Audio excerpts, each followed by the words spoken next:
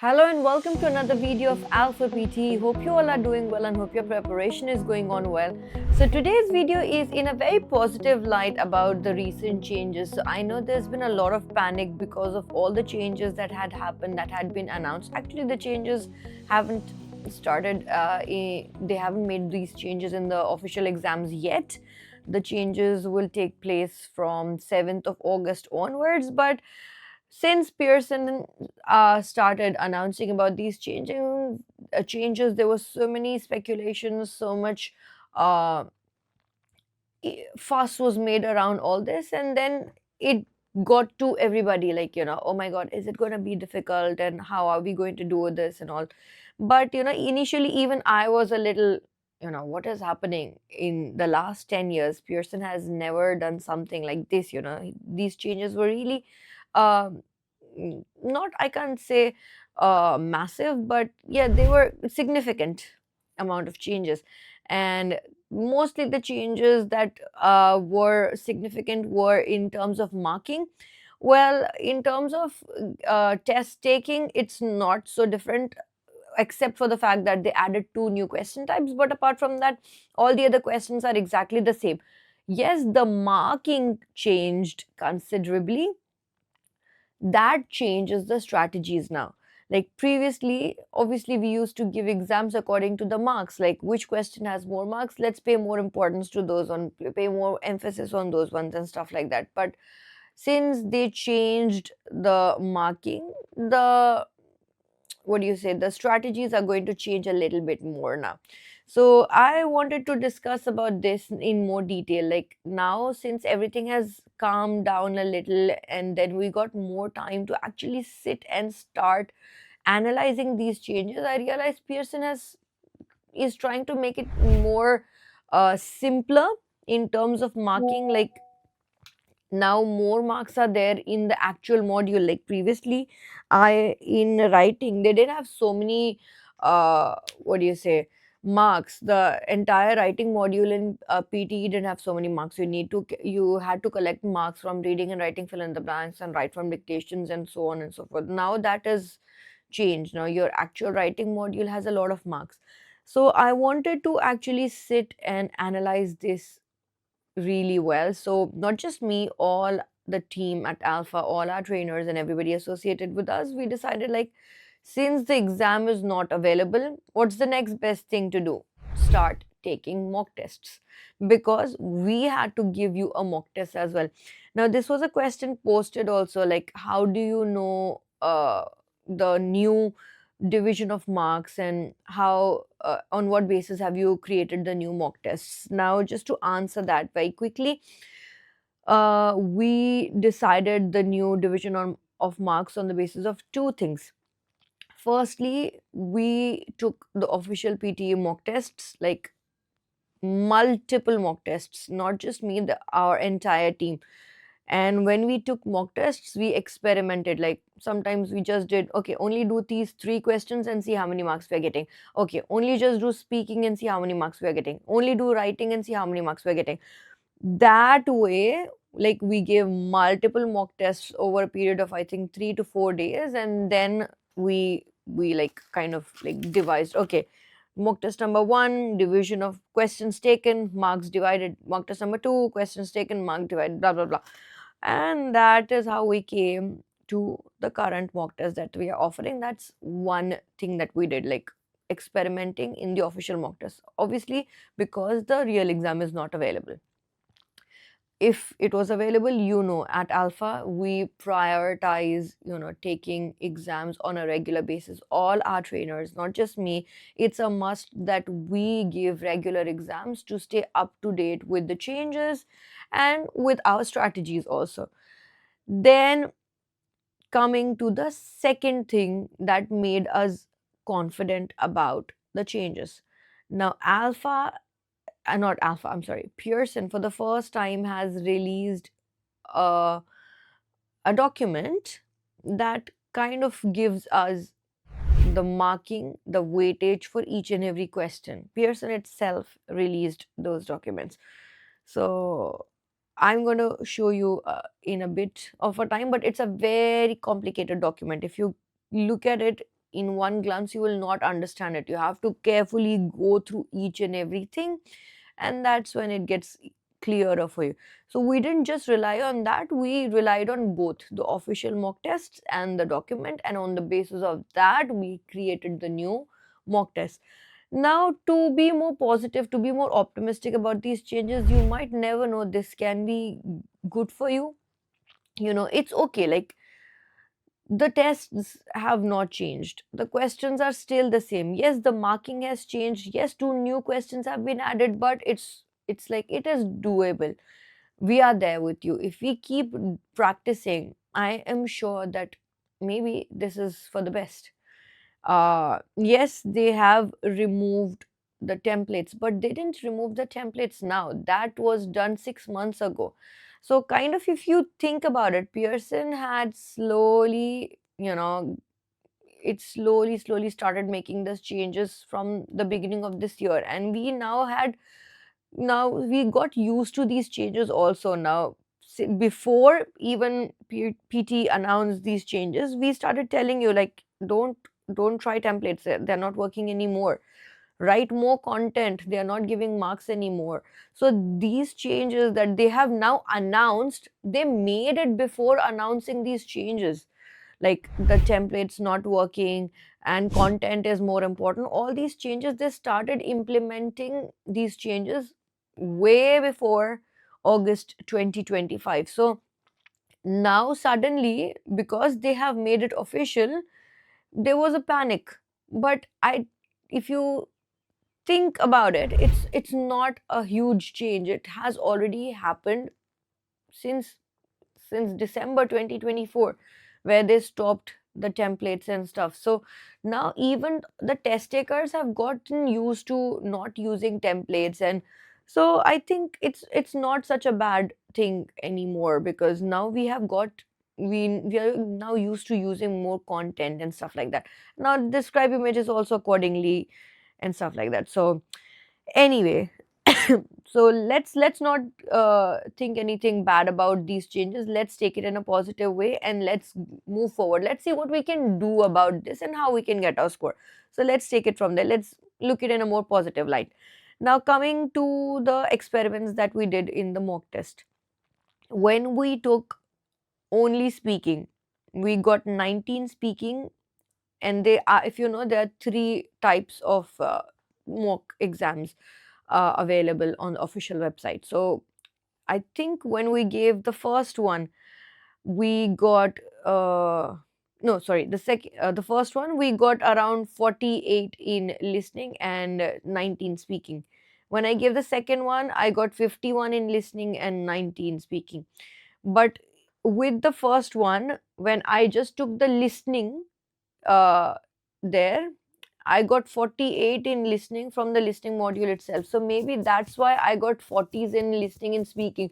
So maybe it depends on the number of questions. That's what I thought. So maybe in my first pattern, I didn't have so many repeat sentences. So maybe I got less marks in listening from speaking module, because my speaking was 90 and listening was 40, 45, something like that.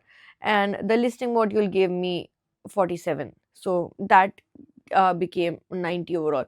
So when I was experimenting the same pattern, because that is when I will know how the weightage is divided. So speaking carries. Second exam, speaking gave 51 in listening. So even listening module didn't have so many marks. Listening module had 40 marks. So your speaking is very, very important for listening.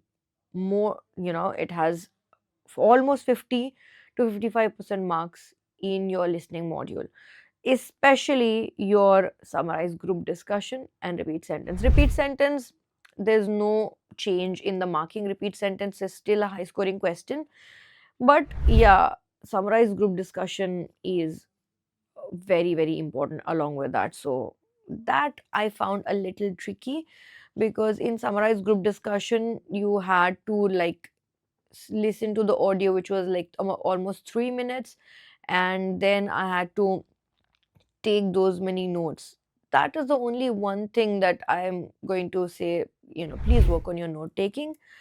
And how I did was I divided my book into three parts. Like I did it like this, and yeah, it's over there. I divided it into like three parts: speaker number one, speaker number two, speaker number three, and I continued back also the same thing. And then whenever speaker number one was speaking, I was writing here two, three, I wrote. So I divided it like this to make it easier for me to get notes. And then when I was repeating it, when I was summarizing the group discussion, then I said, okay, the speaker number one started by saying this. Speaker number two agreed and added this. Speaker number three had some reservations about this topic, and that is what they were saying. Overall, this discussion was about this topic, and I think they're all in the end agree about this. So that's how I did my summarized group discussion. Don't worry about it. I'll make a video and I will discuss all this in detail, and then I'm going to go in more detail. Right now, I'm just showing you how we have been making changes, and what basis we are making these changes, and is it such a big deal, or I think is it doable or not. Then coming to the writing module, you already know. I think essay is giving approximately 26 to 30 marks, and summarized written text is approximately giving almost 50 marks, half in reading, half in writing. Very scoring. So, this writing module on its own has about 50 to 55 marks. When I gave writing, just the writing, I got 55 marks in writing and 19 marks in reading. So summarize written text, I think it's giving 90-20 marks in reading. Coming to reading module, when I gave my reading module, like I said, 19 marks I got from the writing module. So and when I gave listening module, from listening module, in your reading module, you'll get around 8 to 10 marks, not more than that. So your writing module on its own, sorry, your reading module will be around 60 to 65 marks, depending on the exam pattern. So when we give a few exams, like I said, we give multiple exams. Sometimes we got 58 from the reading module, sometimes we got 64 from the reading module. So it is, I think, 58, I'm not sure, because maybe there is a mistake here or there. But personally, after giving like multiple exams, not just me, all of us, we came to a conclusion that the reading module itself will give you 60 to 65 marks, depending on the exam pattern, depending on the number of question it will have. So out of 90, 60 to 65 marks will come from the reading module. Approximately 20 marks will come from the writing module, summarized written text, 19-20 marks. Then whatever is left will be there in the listening module, like highlight incorrect words and highlight correct summary. Sometimes highlight incorrect words will be very few marks. If they have 65 marks in reading module and 18, 19 marks in writing module, maybe the entire listening module will only give you 6, 7 marks. Okay, not more than that. But like I said, the whole scoring of PTE is not just 90, 90, 90. No, it's not out of 90. It is averaged. How do we know that? Because I have skipped MCQ multiple answers in reading for 5 years, and I almost always got 90. So it comes down to average. Now let's see, hopefully it's still continuing the same thing, but even if it's not, the MCQ multiple answers will be for 1.5 mark in reading. But major contributors are now drag and drop. The reading fill in the blanks, they will give around 20 marks. Then drop down will give around 30 marks, and then summarized written text will give around 18 to 20 marks. So these three questions are extremely scoring for your reading module. So now you know there are three questions that you have to focus on to get 80 in your reading. 80% marks, not 80% marks come from these three questions: reading and writing fill in the blanks. I mean, not reading and writing, they're called drop down now. They changed the name. So drop down, drag and drop, and summarize written text. Then your reorder paragraphs and everything else. But these ones are really important. Coming to the overview of the listening module, like I said, listening module, when I gave listening module, only listening module, I got like 53 in writing and 48 in listening. Okay, that was one pattern. Then once when we gave listening module, we got, again, writing was 50s, always 50, 49, 50, but listening module one time was 45. So basically, listening 50%, more than 55% marks are coming from speaking module, rest 45% marks are coming from the listening module. Writing module, 50% marks are coming from the writing module, 50% marks are coming from the listening module. Summarize written text and write from dictations, they contribute code number of marks, only these two questions, because listening fill in the blanks, they're not giving marks in writing module anymore. So overall, this is the picture of these new changes, and my take is now the high scoring questions have changed. Now the high scoring questions are repeat sentences, summarize written text, summarize spoken text, reading and writing fill in the blanks, and then what else? Write from dictations, of course. Write from dictations is there.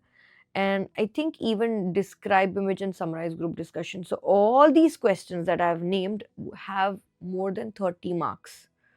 So instead of giving like 50, 60 marks to one question, they have kind of diversified and divided and, you know, distributed them in a little more even manner.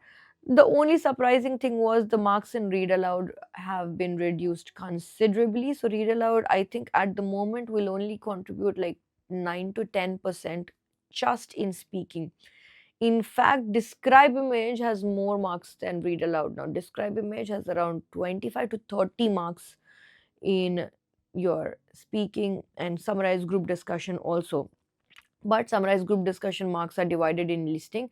So in speaking, summarize group discussion will give somewhere around, where did I put the marks? Yeah, somewhere around 15 to 18, and in listening it will give around 15 to 20 marks. So summarize group discussion has also good amount of marks. So yeah, that is how I think, if everything has now kind of settled down with all the changes. I am going to show the distribution in the next video, because I don't want this to be too long. This video, I just wanted to show you what we have done and on what basis we have created our mock tests to make it as close to the actual exam and the actual changes as possible. But yeah, stay tuned. We are still waiting for 7th of August, where our exams are booked. As soon as we take our exams, we are going to give you more updates. Till then, wait for our next video, where we will discuss about each module and their percentages in detail. So until next time, take care. And if you like our videos, please don't forget to like, share, and subscribe. See ya.